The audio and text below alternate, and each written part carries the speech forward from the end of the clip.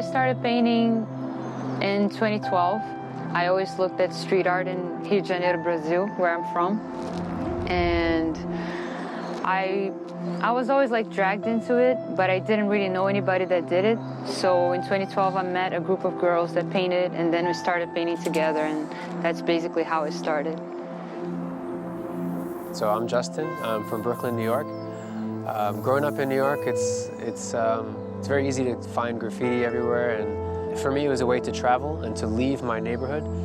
And you know, after you leave the neighborhood, you start to leave the state, and you leave the major city, and then you start to travel. And eventually, I found my way to Rio de Janeiro, Brazil, and I met Bella in 2014. In the beginning, we just became like painting partners. We were painting together, but not like merging our work.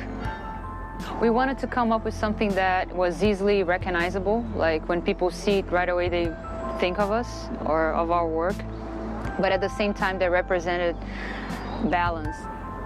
Colors work so well together, and I think that's like a little bit of how we work together as well. Like in life, our relationship on the walls or the artwork, you know. Yeah. The message for us is connection. Connection, yeah. Because we come from different places, from different cultures, and a lot of times we heard from people that when you come from a different place, how can you understand the other person's culture, you know? And we aim to look beyond the blocks and the obstacles and find something that connects. And we believe that everyone has things in common that connect, and that's what we want to explore in our work.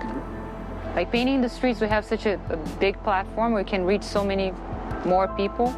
And we think like to spread a positive message and things that we believe in, it's the perfect way to do it. You're gonna deal with, you know, the street people, you're gonna deal with fancy people, you're gonna deal with the police, you're gonna deal with every single person that walks by is a different type of person. So yeah, it's kind of cool to deal with that as well. Yeah. And it teaches you how to focus, how to maintain your focus, but still pay attention to your surroundings, you know, what's happening around you. You need to be like paying attention to the wall and really focus to get it done, but at the same time, you need to pay attention to your surroundings. So that's challenging as well. Actually, we both like the challenge. We think that it actually makes you a better painter. A lot of what we're trying to say is in one image. It definitely, like, influenced us a lot, like, to think about what do we say when we're painting a mural, you know? Like, what do we represent in our murals? The message and everything. You know, like, we wanted something that positive would make them think somehow, you know, would start a conversation.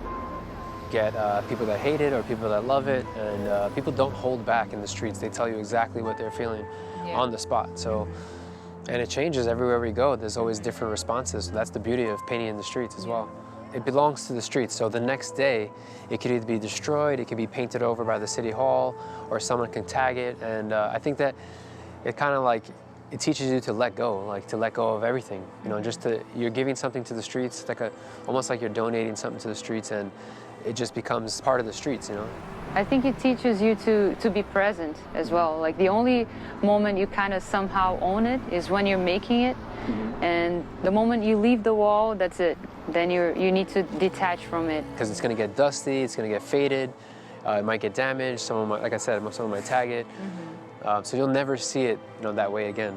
So that's kind of cool too. It's kind of like sometimes when we finish a wall, we'll just like sit there for a minute or two and just like breathe it in and just like, all right, this is the last time we're ever gonna see it like this.